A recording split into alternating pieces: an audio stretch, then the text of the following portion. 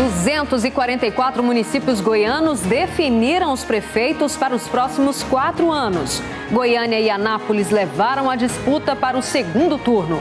Lusiânia reforça a campanha de vacinação contra a febre amarela. O alerta veio depois da confirmação da morte de um macaco contaminado pela doença. Em meio à pandemia, o melhor é planejar a viagem. A procura por passagens de ônibus e avião aumentaram no sul do estado. Mas nem todo mundo pretende gastar. Pesquisa mostra que só metade dos brasileiros está pensando em comprar presentes para o Natal. Vem, gente, que o Jornal Anhanguera já está começando.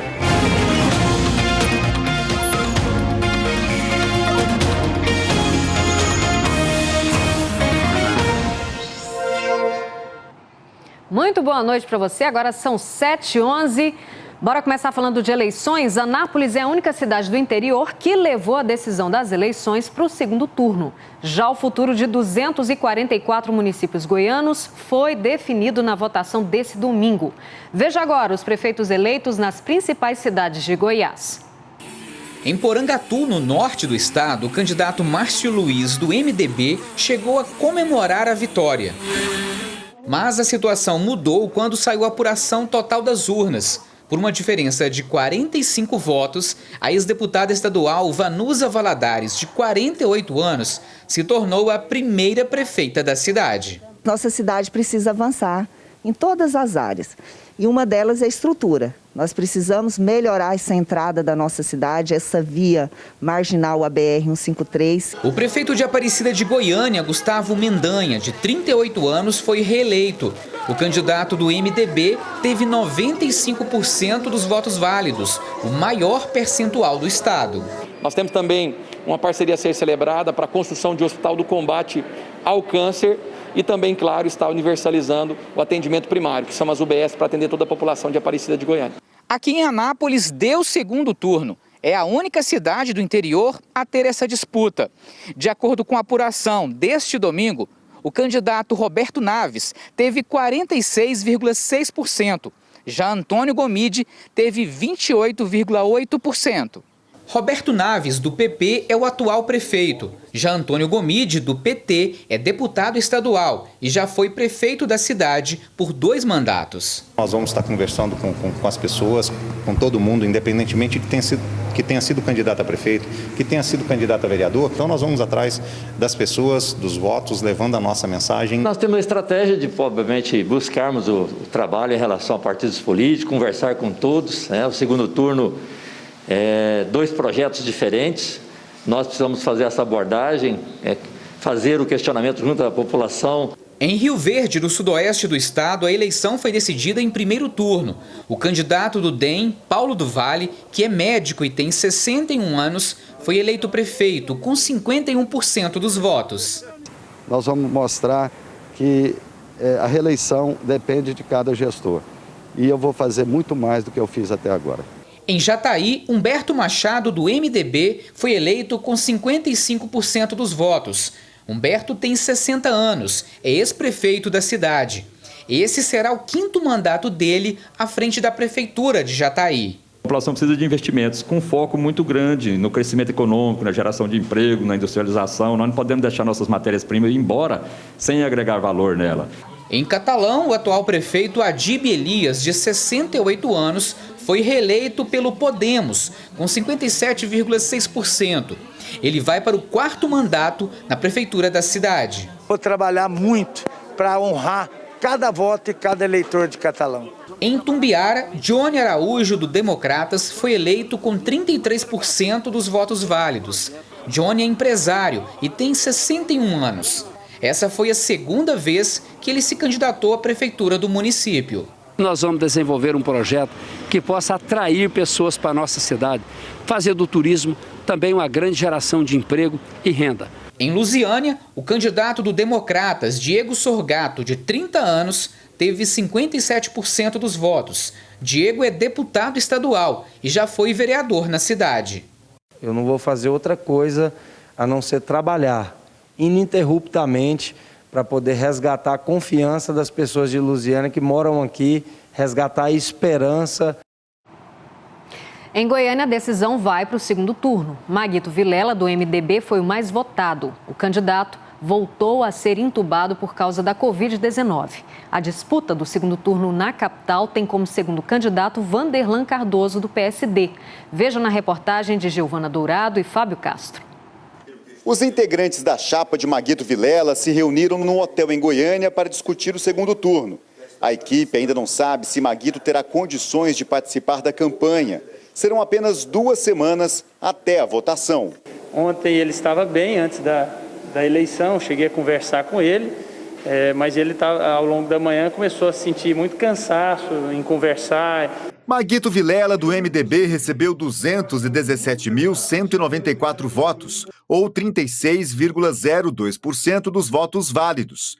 Enquanto os votos ainda estavam sendo contabilizados, veio a notícia de que o candidato, que está internado em São Paulo há 17 dias em tratamento contra a Covid-19, precisou ser entubado novamente. Maguito Vilela, de 71 anos, teve um aumento na inflamação dos pulmões, segundo o boletim médico. A intubação foi necessária para fazer um exame para saber o motivo da piora. Até o resultado desse exame, ele vai continuar recebendo ventilação mecânica invasiva. O candidato a vice, Rogério Cruz, do Republicanos, também testou positivo para a Covid-19 e só voltou a tomar frente da campanha nos últimos dias, antes da eleição. Uma pontuação de quase 12% acima foi muito importante. Isso nos traz uma segurança melhor para o nosso trabalho no segundo turno. É natural que os outros candidatos que não venceram a eleição venham nos procurar, ou nós podemos também procurá-los, para termos uma conversa e somarmos aí as forças dos candidatos. O dia de Vanderlan Cardoso, do PSD, começou agitado, com uma sequência de reuniões.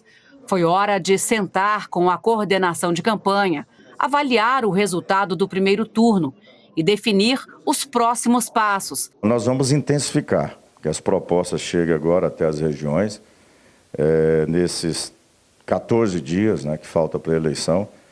Algumas propostas que, por acaso, o eleitor não tenha entendido, nós vamos colocar de uma maneira que eles entendam melhor e intensificar isso para que chegue até o dia das eleições. E, com isso, conquistar essas pessoas que não foram votar e que se abstevem em votar, e também aqueles que, no primeiro turno, votou em outros candidatos, que não foi os dois que foram para o segundo turno. Vanderlan Cardoso foi escolhido para disputar o segundo turno com os votos de 148.739 eleitores, que representam 24,67% dos votos válidos.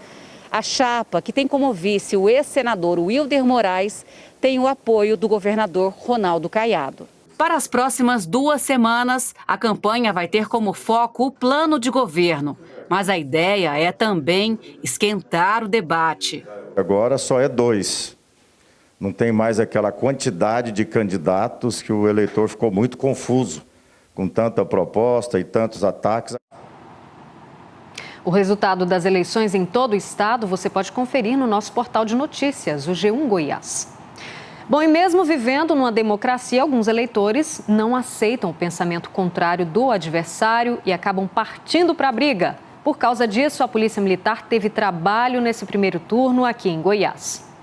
Provocações. Tira a arma! Tira a arma! Mostra a arma aqui! E agressões.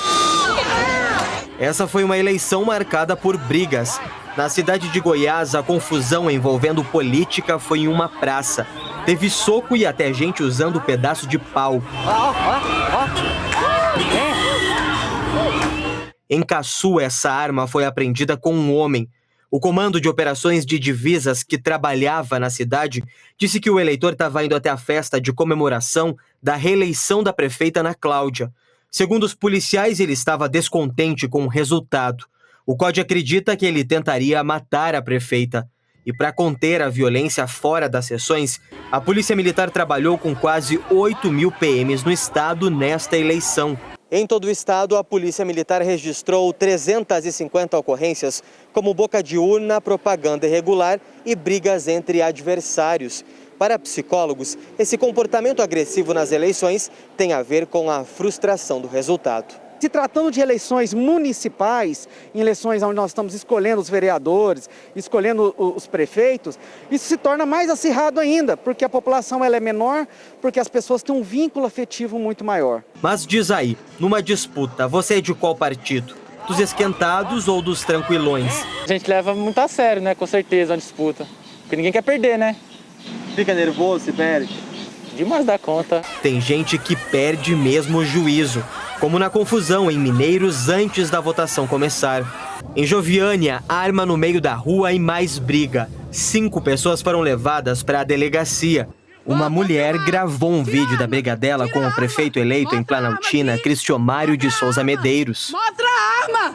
Mostra! Mata! Vai! O João diz que gosta de uma boa disputa, mas sempre respeitando o adversário. A gente tem que competir, né? O nome já fala uma disputa, né? Mas tem um limite para tudo. Tem um limite. Não sair do controle, né? Não pode perder a razão, né? O prefeito eleito de Planaltina, Cristiomário de Souza Medeiros, diz que ele foi perseguido pelos adversários que tentaram causar um acidente. Diz que ele, como delegado, desceu para ver o que estava acontecendo. Cristiomário diz também que registrou boletim de ocorrência na delegacia. Olha, em Goiás, o índice de ausência nas urnas foi alto, viu? Goiânia foi a 3ª capital do país a ter o maior número de eleitores que não votaram.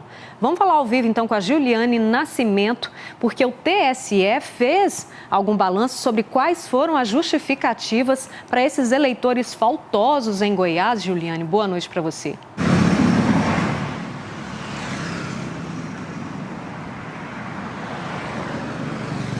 Oi, Rosane, boa noite para você, boa noite a todos. Olha, uma das justificativas é justamente a pandemia do coronavírus, né? Por conta desse medo envolvendo a doença, muita gente decidiu ficar realmente em casa e não votar este ano. Uma outra justificativa apresentada poderia ser também as falhas apresentadas no aplicativo do TSE, o e-Título. Muita gente não conseguiu acessar esse aplicativo e ver assim o local de votação para poder comparecer até esse local, então efetuar essa votação. E como você mesmo já adiantou, o índice de abstenção aqui no estado este ano foi alto, viu? Em Goiás, segundo o Tribunal Regional Eleitoral, este ano foram 23,38% de abstenções. Em 2016, esse número foi de 15,75%. Na capital, em Goiânia, quase 300 mil eleitores não compareceram às urnas este ano, o que isso representa cerca de 30% desses eleitores. Em Jataí também teve índice alto de abstenção. Foram mais de 31% de abstenções e mais de 20 mil eleitores que não compareceram para votar. E só lembrando que se você não tiver votado, tem que justificar. Isso pode ser feito pelo aplicativo do TSE, o e-Título ou então num cartório eleitoral. Rosane. Tá certo, Juliana. E lembrando que é até 14 de janeiro, viu, gente, a justificativa. O governador Ronaldo Caiado escolheu o novo desembargador do Tribunal de Justiça de Goiás. Anderson Máximo é procurador do Estado, especializado em Direito e Processo do Trabalho e em Direito Constitucional. O novo desembargador foi o mais votado na lista tríplice, feita pelos desembargadores do TJ, que se reuniram na tarde de hoje. E em Lusiânia, a Secretaria Municipal de Saúde começou essa semana um reforço na campanha de vacinação contra a febre amarela. A iniciativa foi intensificada depois que um macaco morreu contaminado em outubro.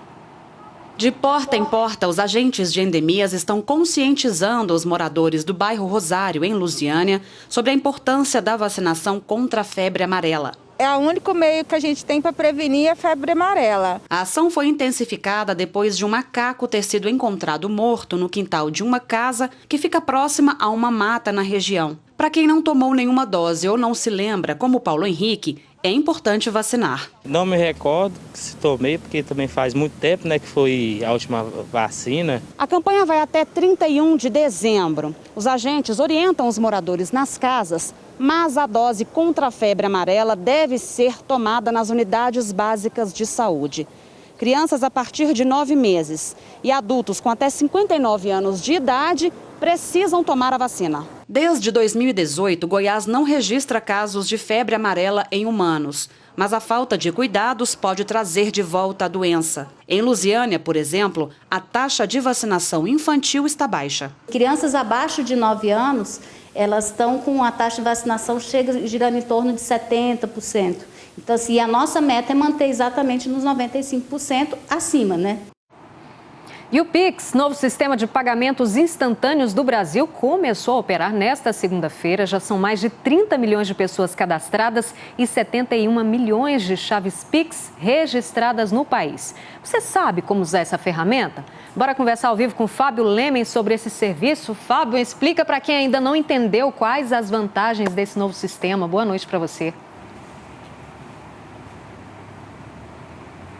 Oi, Rosane, boa noite para você, para quem nos acompanha. É uma facilidade a mais para o cliente, isso porque quem faz aquelas transações pela internet, principalmente uma transferência bancária, hoje paga uma tarifa do banco. Essa tarifa ela custa em média cerca de R$10, tanto para a DOC como para a TED, que são as principais transações financeiras hoje na internet. E também o banco costuma depositar esse valor na conta de quem está recebendo cerca de um dia depois. Com o Pix isso vai mudar, vai ser totalmente gratuita a operação e também vai cair na conta de quem recebe na hora. A gente separou algumas informações para você acompanhar com a gente os principais diferenciais do Pix, entre eles a transação com o Pix, portanto demora cerca de 10 segundos, funciona 24 horas por dia. Agora, quem pode usar? Todas as pessoas, empresas que tiverem contas correntes ou poupança.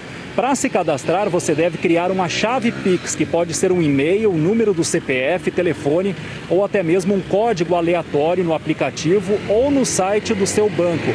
Mas fique atento para não cair em golpes, não passe os dados para qualquer pessoa, não passe esses dados, principalmente por e-mail. Apenas as transações e as informações devem ser concentradas no aplicativo do seu banco. Isso porque os golpistas estão agindo em muitas áreas e precisa ter muita atenção. Rosane. Tá certo. Obrigada, Fábio. Olha, ainda na região sudoeste, lá na BR-060, em Acreúna, um ônibus foi apreendido. O veículo estava praticamente sem freio. Na abordagem da Polícia Rodoviária Federal, o motorista teve até dificuldade para parar o ônibus. O veículo não tinha cintos de segurança, os pneus estavam carecas e a licença estava vencida. No ônibus iam motorista e 3 passageiros. Eles foram ouvidos e liberados. A empresa responsável, claro, foi multada.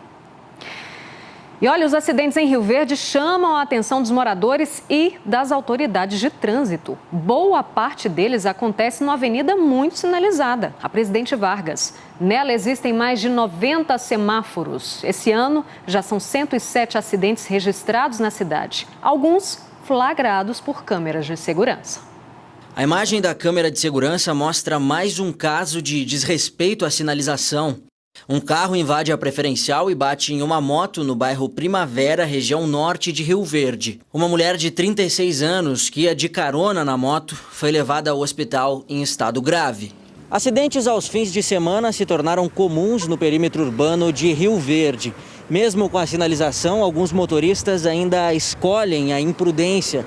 Aqui na Avenida Presidente Vargas, por exemplo, são cerca de 90 totens em toda a extensão, com semáforos. Agora, 2 a menos. Os que estavam aqui foram arrancados por um carro em alta velocidade. O motorista do carro, de 50 anos, contou aos policiais que foi fazer uma curva proibida e bateu nos totens semafóricos. Um homem que estava no banco do carona foi levado ao hospital. O estado de saúde dele é estável. O prejuízo financeiro deve chegar a R$26 mil para a compra de novos equipamentos. E a conta vai chegar para o motorista. Toda a sinalização é patrimônio público, é patrimônio do município.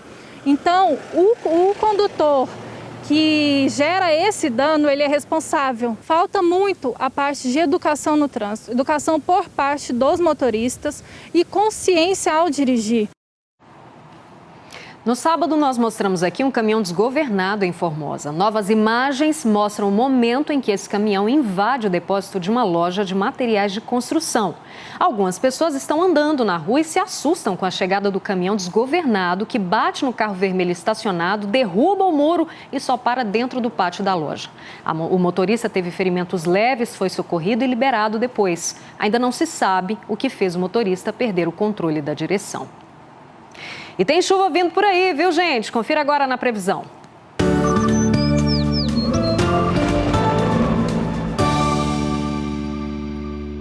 Terça-feira de mais chuva em Goiás com instabilidade em todas as regiões. No norte e oeste, a máxima é de 34 graus. 32 no centro e sudoeste, no leste 31 e no sul a máxima chega a 32 graus.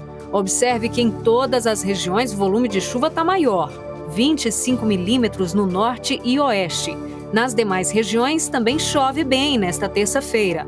Hora de conferir como fica o tempo em algumas cidades. Em Rio Verde, a máxima é de 32 graus, com umidade em 40% e previsão de 12 milímetros de chuva. Lusiânia tem máxima de 29 graus e umidade em 42%. Goiatuba varia de 20 a 32 graus, com previsão de chuva. Para fechar, Inhumas registra máxima de 31, com umidade em 42%. A seguir é de Goiás, o único candidato quilombola eleito no Brasil. Agora são 7h30, já a gente volta. –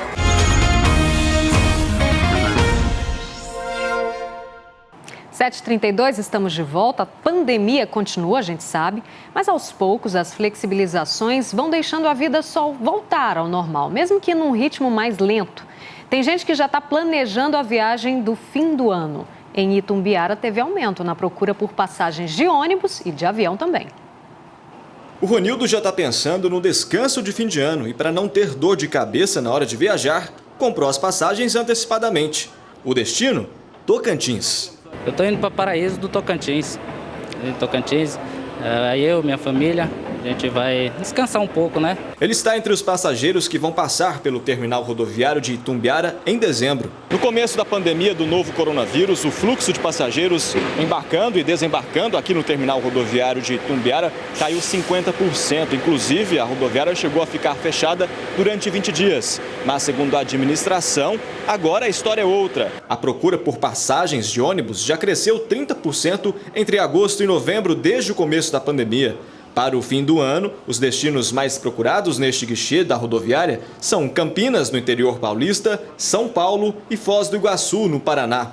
Mesmo com o aumento da procura, o gerente da empresa de ônibus acredita que o movimento não voltará ao normal até o fim do ano. A pandemia atrapalhou muita coisa aí no transporte passageiro, então a gente vai ficar bem abaixo do que era do ano passado.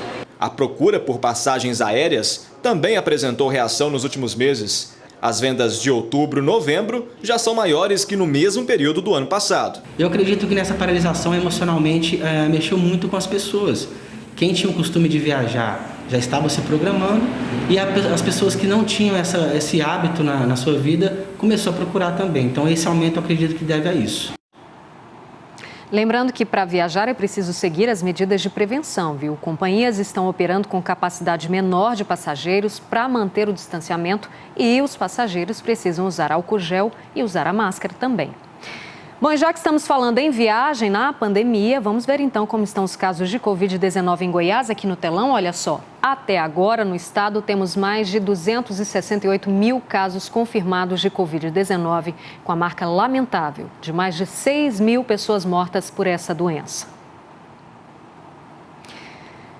E a gente está falando de viagem de fim de ano, né? Parece que os presentes vão ficar mais nas lembrancinhas dessa vez, viu? Uma pesquisa divulgada pela Confederação Nacional dos Dirigentes Lojistas mostrou que somente 54% dos brasileiros estão pensando em gastar com presentes de Natal.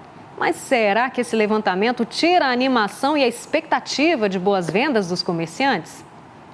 Esse ano, por conta da pandemia, a Crismone, dona dessa loja de decoração, precisou adaptar as vendas também para a internet. O negócio deu tão certo que agora ela quer continuar apostando nas vendas virtuais, agora para o comércio de Natal. A gente tenta passar para o cliente uma visão geral da loja, ele nos passa o que ele procura e a gente manda imagens, fotos, vídeos. É grande a expectativa dos comerciantes para o fim do ano, mas de acordo com uma pesquisa feita pela Confederação Nacional de Dirigentes Lojistas, apenas 54% dos brasileiros pensam em comprar presente de Natal, uma queda de 23% em relação ao ano passado. Esse ano está um ano atípico, nós levamos dessa pandemia, a gente não sabe ainda como vai se comportar o nosso consumidor, o cliente. Visto que agora chega o final do auxílio do governo, e não sabe se vai ser prorrogado. Então o desemprego está muito grande, a gente não sabe como que vai ser, que o cliente vai se comportar. Muita gente ainda não sabe se vai comprar presente de Natal esse ano, mas quem já se decidiu sabe que não quer gastar muito. Por isso, a aposta dos comerciantes esse ano é nos itens menores, nas famosas lembrancinhas. Itens de amizade secreta, tem um amigo da onça. Então essas confraternizações, dificilmente você fica sem dar um presentinho para quem você gosta, né? Então nós apostamos nisso. E é o que a dona Lidiana quer fazer esse ano. Comprar os presentes, mas sem exagerar no preço. Está muito incerto. Então eu acho que todos vão pensar no ano que vem antes de gastar.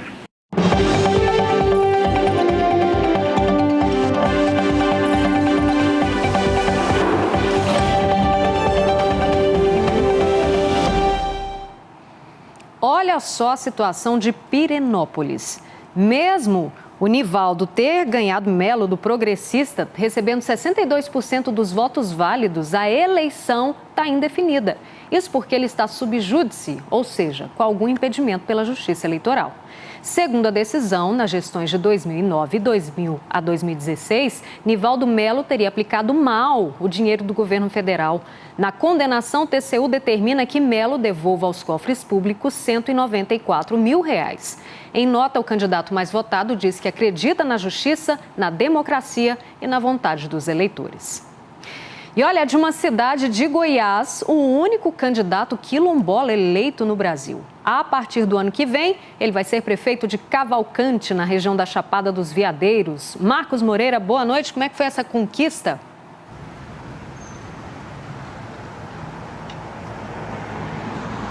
Oi, Rosane, uma boa noite para você, boa noite a todos que nos assistem. Vilmar Calunga, do PSB, obteve aí mais de 35% dos votos válidos, portanto vai ser o próximo prefeito, o primeiro prefeito quilombola que vai administrar a cidade de Cavalcante, na Chapada dos Veadeiros, região norte de Goiás. De acordo com a coordenação quilombola, ele é o único Calunga do país a ser prefeito nessas eleições e o segundo na história a conquistar aí esse cargo.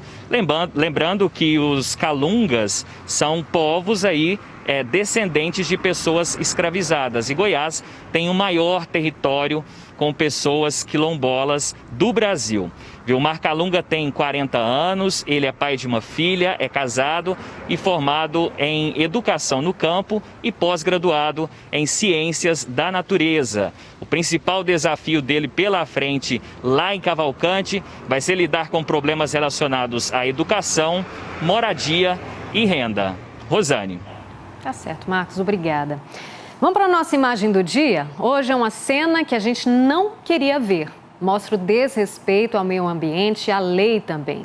Mesmo sendo proibidos, olha lá, ruas de todo o estado amanheceram cobertas de santinhos. Na capital, por exemplo, foram recolhidos 800 quilos de santinho. Que coisa, né? Agora são 7h40, o jornal vai chegando ao fim. Hoje você fica com imagens ao vivo do Cristo de Rio Verde, um símbolo da cidade que fica lá numa das principais rotatórias de lá, tá bom? Ó, um beijo, um cheiro, boa noite pra você, te espero amanhã. Tchau, tchau.